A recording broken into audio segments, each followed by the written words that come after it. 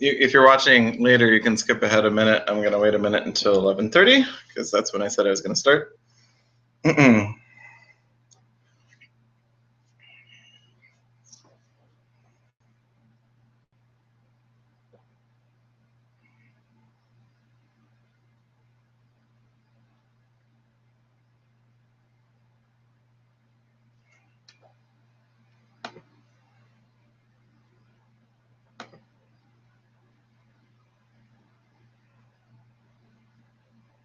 Good. Thanks, Nick.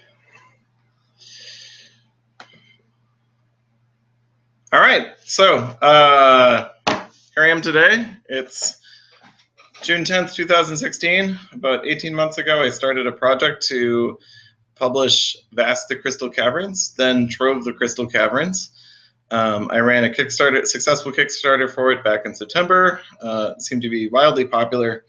And now today I just received the first 4 copies in the mail from FedEx, actually. 18 hours ago, they were in Shanghai, China. Now they're here, maybe 24 hours ago, but 18 hours, 24 hours. Very, very recently, they're in China. And now I have the full mass production version of Vast in front of me. This is the first time I'm going to open up this box. I'm very excited. Anything could go wrong. My brother-in-law suggested bees might fly out of the box, so hopefully that won't happen. And let's get going. I'm going to change cameras real quick and get a front view. There we go. Okay, so here is Vast as it came. It came in bubble wrap, as you can see. I'm going to adjust the camera just a little bit. I'm using Legos, my daughter's Duplos, as a sort of a tripod. Okay, and I'm using my phone as my web camera. So I'm going to go ahead and unwrap this now and provide commentary as I go. I'm sure that's a pleasant noise at home.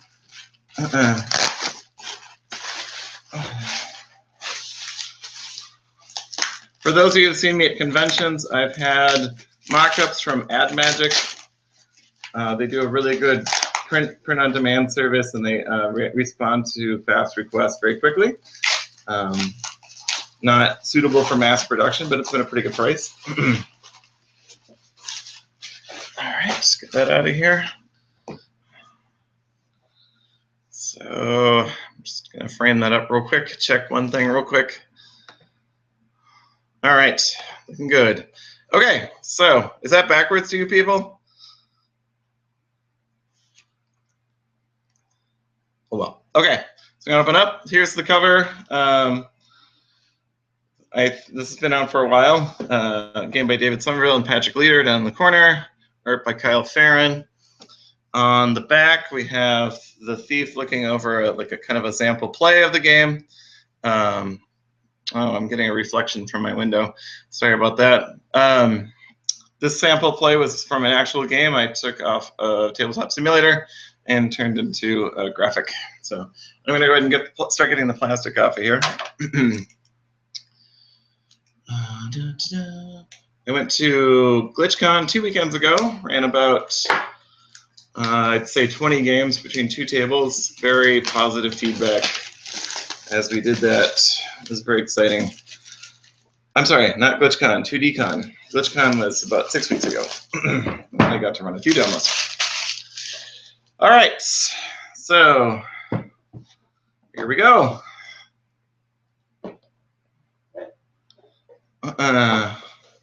Oh my gosh. All right, so here's the rulebook.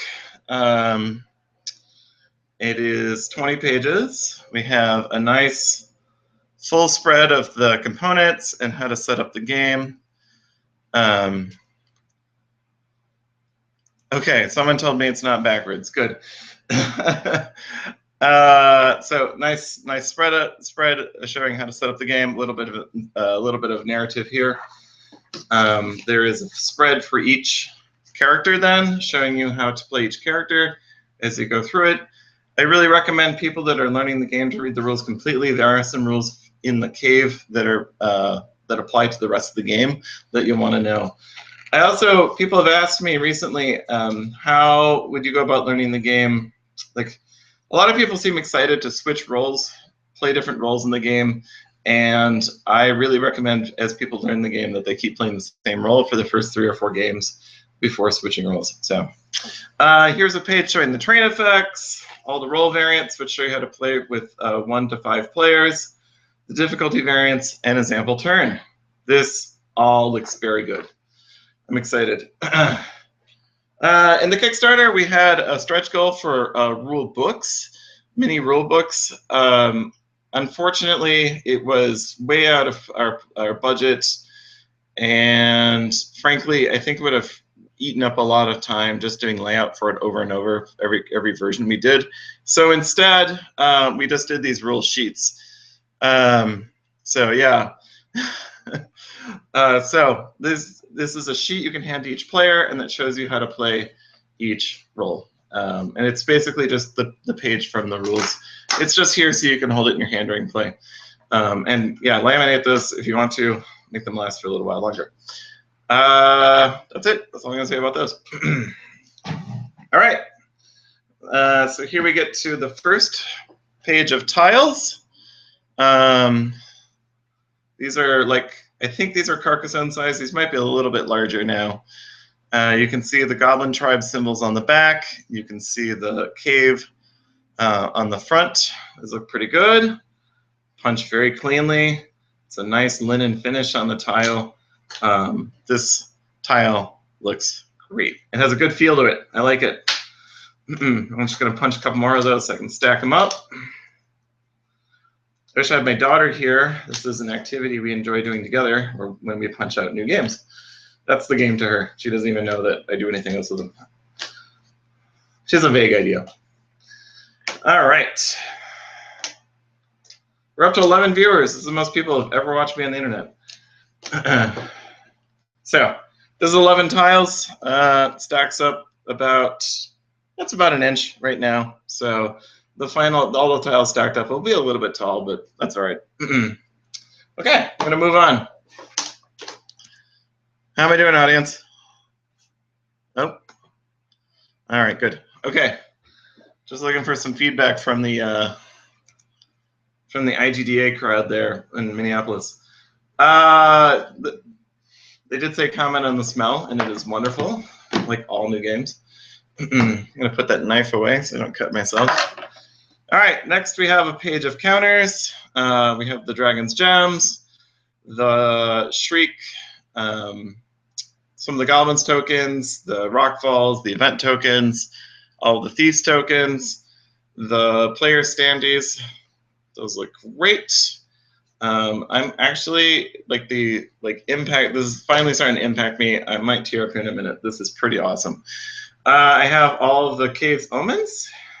That's the cave's currency when the cave is taking actions.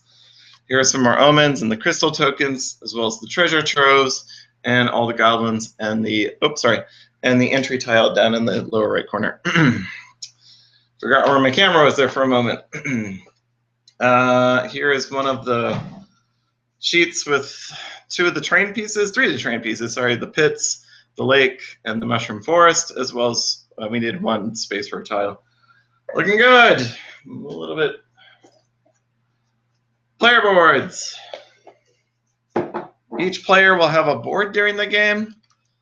The boards tell you kind of how to play your turn and give a summary of your abilities in the game. I dare say, I don't know if you can see this on the video camera.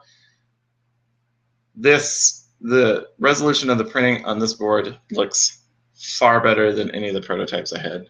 I'm seeing detail I haven't seen before. This is amazing. I'm so excited. I'm so excited to bring this game to you guys. Nice laminate. It looks like it'll survive some punishment. Here's the knight. She goes by with her grit track and her quote. We have the goblins, the thief, and the dragon. And all right. I'm gonna look back 1 second here.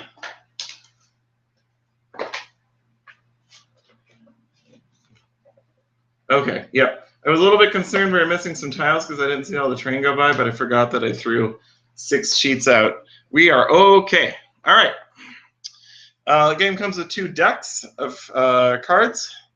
There's actually several decks inside of these decks. Let me open one up for you. I don't know which side I'm opening. A small guess. Get that open. Of course, like all new card packs, these are packed as tight as they can go, and they're kind of a pain in the neck to open. I'm not following on YouTube. If you have any questions, maybe if David can repost those for me, I will answer questions. If David's watching. All right, hold on.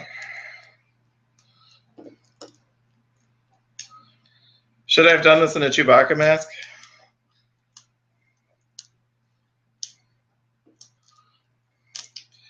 Okay. There we go. All right, so, oh, these are great. These are great, nice, thick quality cards. The laminate coating feels good. I knew that, though, because I'd seen samples from the proof. And so we have all the Dragons cards here, as you can see. Here are the variant cards. So when a certain role is out of the game, these variant cards come into play to show you what to do about the missing player, and that's all documented in the rules. Here are the 10 Goblin War cards. And then, as promised, as one of the stretch goals, we have the 5 per role. We have 5 difficulty levels, so you can tweak the difficulty of the game for each player based on their experience, or maybe if your group is having trouble with groupthink or whatever, then you can fix it. You can fix it with these cards, difficulty balancing cards. And then one rule sheet for the cave, showing you as you grow, you have this card in play to show that you are adding a tile every turn. And then as the cave collapses, you here's a summary of the rules of how the cave collapses. So looking good. I'll save the other card pack for later. Okay.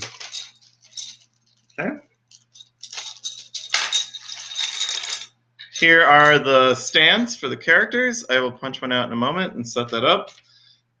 Here's the die for the thief. We have our crystals for the cave. If you want to replace the crystal tokens with these, you may, and then just remove it from the board when it gets destroyed. Let me get a standee out. All right, let's get my favorite, the Fangs from Goblin Tribe, the Fangs. It's not really my favorite. The Knight's my favorite. All right, and we're gonna just pop that right in there. Just right in there. Awesome. So, and here you go. Goblin Fang Tribe. That looks really blurry to me. Maybe if I'll move it back. All right, so there you go. Okay, then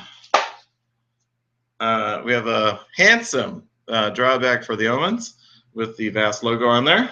Nice work, Kyle and Topher. And here are the cubes. The Knight gets 7. There's 3 red cubes, one for the Knight's health, one for the Knight's grit, one for the dragon, a few gray cubes to track the thief's actions, a green cube to track how many goblins have been eaten, and all the brown cubes to track the dragon sloth. And then we get to last, but certainly not least. Oh, that fell on the floor. Hold on. Okay, we have the dragon die, which is wood with stamps on it from the printer. It's pretty good. If you're a little off center, but that's all right. Okay, next time we'll probably cast those out of plastic.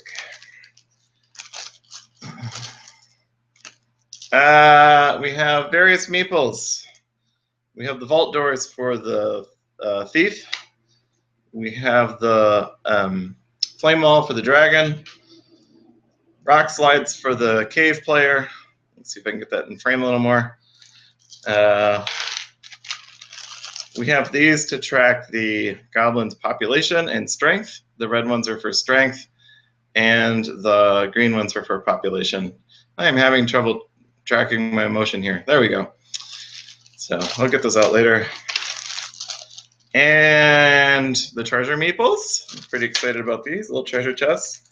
I'm going to play with these from now on. I have not used them yet, even though I've had a set for a couple months. So there you go. And finally, the meeples for the characters. We have the thief. He has a little dagger he's holding. We are going to attempt to get like a paper, well, like a PDF, so people can print out a paper copy of the art that they can paste onto these if they want to. We weren't able to do that at printing time because the shape of these had to change a little bit during development by the printer, because there's this, you have to be able to cut into the dowel correctly to make a meeple. So there's some shapes that don't work. We have the Bones tribe. We have the Eye tribe. We have the Fangs tribe. We have the Knight. And the Sleeping Dragon. And the Awake Dragon. So, rarely used, the Awake Dragon. Pretty much, if you're awake, you're probably going to win. So, you don't see much play of that. All right. So, that's everything in the box. There is a sleeve. This is the regular retail edition. The Kickstarter edition does have an extra sleeve.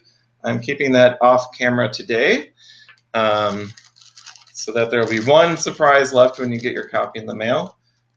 This all looks pretty good. I don't see any problems, so I'm very excited to bring this game to you. I'm going to bring the point of view back to me. I'm going to run over to YouTube real quick and see if there's any questions, and if there isn't, I'm going to sign off. Also, I'm wearing my new Vast t-shirt today. We use these at 2DCon. Since all of my old t-shirts had Trove on them, I got new ones, and I decided to go with a little bit different design. We might do a pre-order for t-shirts and hand those out and sell them at Gen Con. If you're watching and you want to pick up the game, the pre-order link is still open, leadergames.com/store. It'll be only open for a few more days. Once the shipping starts, I have to lock that down because I'm sending very precise numbers to the countries that have depots in them. I'll probably keep it open for US orders, though, because that's pretty easy for me to fudge. Also, if you want to do Gen Con pickup or Comic-Con pickup, you can do that. And local pickup is available if you know where the source is in Roseville, Minnesota. All right, let me run out and see the questions real quick, and then I will call it a day. So I hope I don't cause feedback. Let's see how this goes. I guess I could mute. There we go.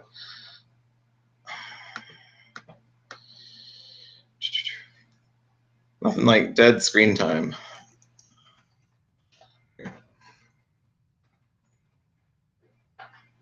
And my family's just about to come in, so I better call it quits pretty soon. All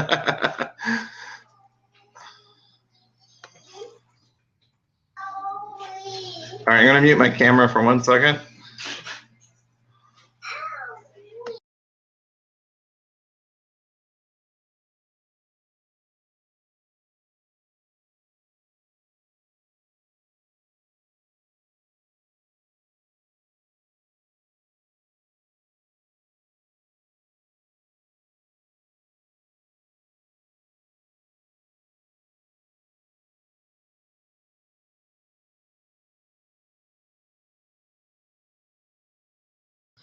I just realized I was talking with the microphone muted. I'm talking to my daughter right now. There's no questions on the YouTube channel, so I'm all done for the day. I will be monitoring YouTube, and of course, just tweet me any questions you have. Thank you. Have a good one.